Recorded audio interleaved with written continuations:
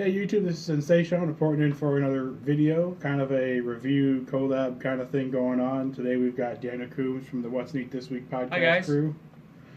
Today we're going to be pretty much going over the MRC Advanced Prodigy Elite with the 10 amp system, and we're also going to be looking at the Digitrax DCS 210 system. Evolution 5 amp system. So we're just kind of going over the functionality of each system. Not really seeing which one is better, but just kind of comparing the two. Mm-hmm. Right off the bat, you can tell off the controller, the MRC system has this blue LED screen. It's also got it on the power pack as well, just for use. Right now, the layout is kind of not active, so it's only pulling 0.9 of an amp. But right now, I've got 15.4 volts going to the track right now. So. Well, actually, not even that right now. It's not even plugged in. It is now. We got a MPH engine over there in the corner. Mm-hmm. But, let me go grab my multimeter real quick. So you can really do it. So while he's doing that, as you can tell off the controller. So what's nice about these MRC controllers is these MRC controllers can actually save the data of locomotives when you unplug it. So if you saw it, it said SVDR or DA when you unplugged it. Yeah, SVDA. Okay. And that means it saves the data of any locomotive at any speed. Mm-hmm. So I can then just go back and hit, let's say I want to go from 5016, I hit a button called recall and I go to another locomotive, which would be, in this case, my big boy 4013. I've also got different speed steps, which I think yours is a little bit different. I don't know, but we'll get in depth. I mean, you want me to do a little? Well, we can see the LCD. Definitely plug it in. Yeah. All right, so now we'll go ahead and move on to my system. Of course, many of you guys know. Yeah, go ahead and plug that in. There we go. All right, just turned on. All right, so as Mitch, or SensaSean rather, explained that I am, of course, Daniel from What's Neat, and Union Pacific Rail Fan for Life is my YouTube handle. And we were kind of just doing a review on my Zephyr Extra. That's coming out here in a minute. But then what we're going to do, we're going to go over the Advanced Evolution system. So this is a not recent release, but a 2016 release by Digitrax. It's the new evolution to replace their DCS 100 Super Chief, Super Empire Builder, starter sets of that nature. So like Mitch said, this is a 5 amp system. Okay, this is their newer DCS 210. The thing that sets this apart from the old DCS 100 is, of course, those of you with Digitrax see you got 3 Loconet ports, and then the box is just totally redesigned. Okay, sorry, that was my phone. But anyways, so this is the new DCS 210 5 and 8 amp command station. The reason I say 5 and 8 amps, you got a choice. Right now we're using the stock power supply, which is the PS615 that comes stock with the set. Now the set comes in 2 different versions, duplex or radio, or I'm sorry, duplex or tethered. I got the... Sounds like you're popular. I know. Sorry about that, folks. But anyways, so on the topic of, tethered or duplex. And the tethered one goes retail, I think, for $450, and the duplex for $660. But go to your brick and mortar hobby shops, online retailers, discounts out the wazoo. But continuing on, this is the DT500. Of course, this is similar to the DT400 and 402 series throttles, except this DT500, I think, that you used to have 999 turnout slots. They upgraded it now to 9,999. So you've got unlimited amount of space on the throttle for turnouts and accessory control. Mm-hmm. So this is the tethered DT500, and then of course with the set, with it being tethered, you get the UP5 panel. Of course, this is the one you fit on your fascia, and you can plug in your throttles as needed around your layout. 615, and then of course you get a 2-foot Loconet cable to connect that. If you got the duplex version, it's the same thing, except this will be the DT500 duplex throttle with the short cord and not this long coiled cord. Then you'll have the UR92 radio receiver with its own power supply. Mm-hmm. So now with both of these the MRC, both MRC and Digitrax, and even NCE, and now locks down the ESU throttle. They all can be wireless throttles. With the MRC, it's a little bit more pricey. For this set, if you get the wireless set, it's about $600. This was about $400. But with $400, like I said, you also get 10 amps of power. That's a lot. And I mean, it's a lot more than 5 amp. And it does, on larger layouts, it does show. But with Digitrax, you can also just buy the different. Yeah. Yeah, buy separate boosters and buy your separate boosters. The way they have their LocoNet set up, that's how you can do it. Because with LocoNet, it's like a 6-wire phone cable, and I bet you this is the same thing we got with MRC.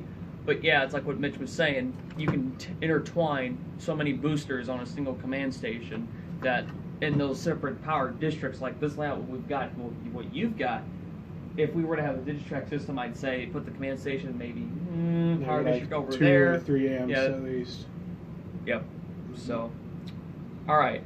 Well, what else can we talk about with these systems? I mean, both systems can be run off of JMRI.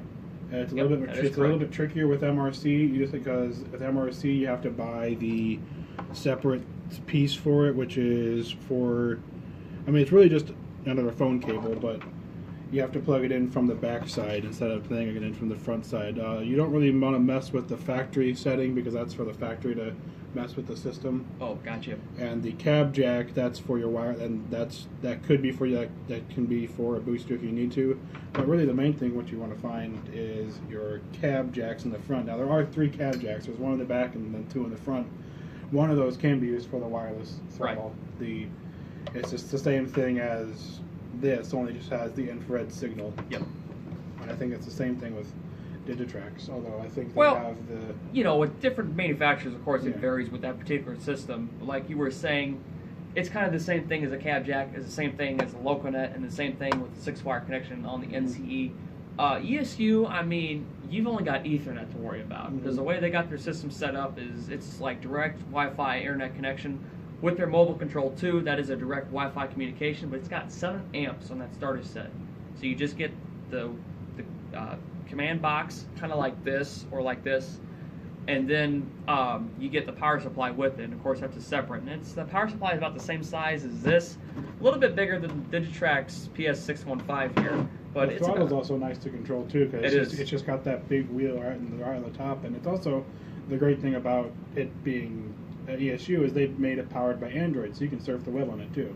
But the downside is it does have a 2-hour charge time, and it's like with these wireless throttles, you get, you just got to change the battery, and it's just a battery. It's just like 2 AA batteries, and that's it. Right.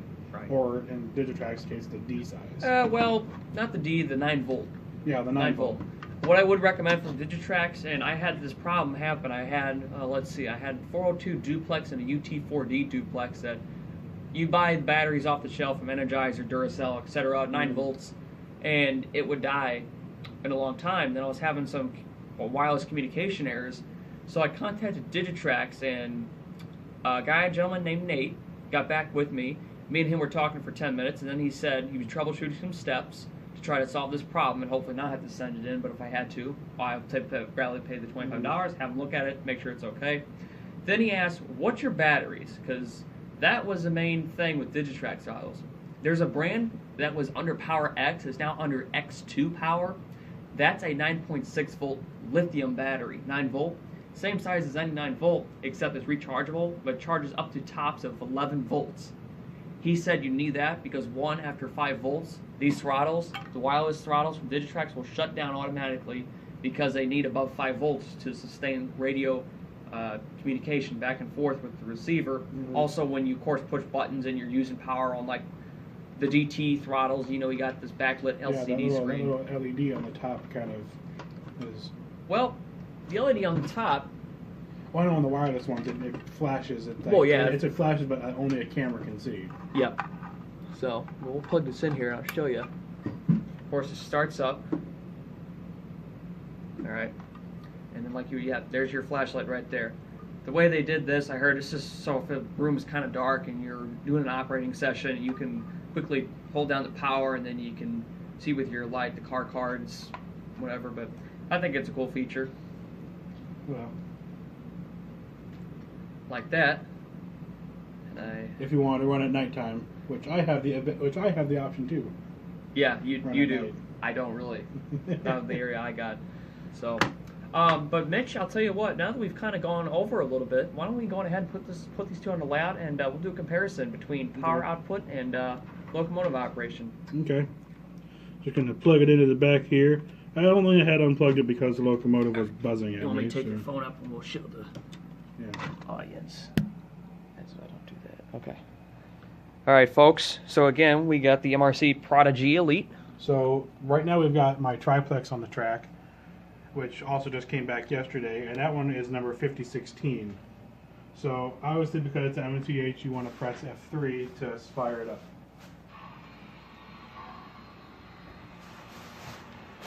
All right, let me come walk over here. And, you know, obviously because this is the MRC, unlike the Digitrax, you've got 12 function, and the MRC you've only got,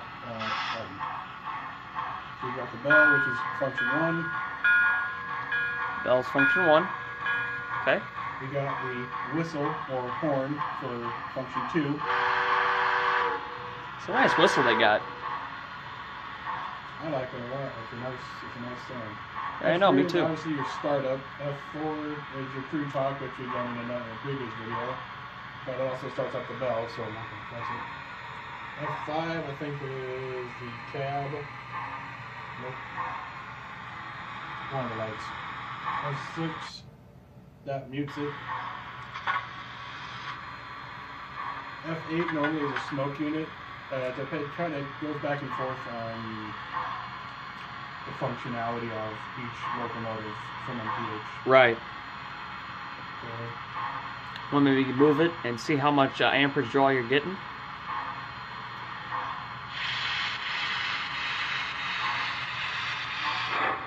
Not even half an amp. Alright, let's come over here and watch this. Show the folks here. I don't know if the folks can see that.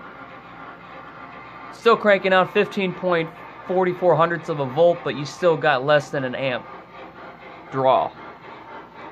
And that's only at speed step 11. Speed step 11. On a speed step of 128. That is amazing. And then when you go down and stop, obviously the amperage goes up when you're using the throttle. Right. Except for pressing the buttons, you know. So let's say I want to press the whistle.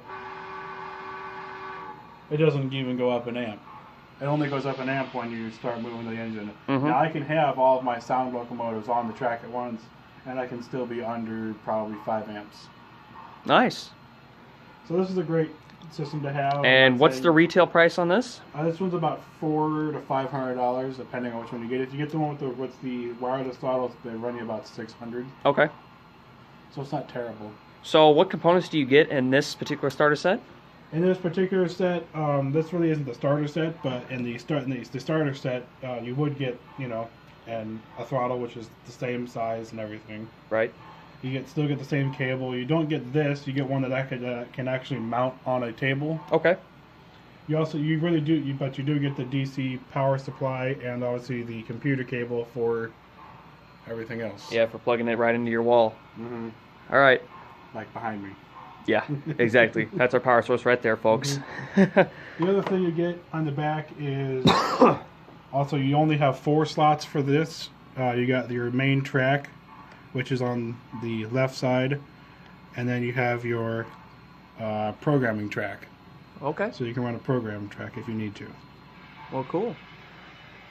All right. Well, thanks, Mitch, for showing off your system, and now I guess it's time to switch cameras. And we'll go ahead and make a transition here and go to my system. Yep.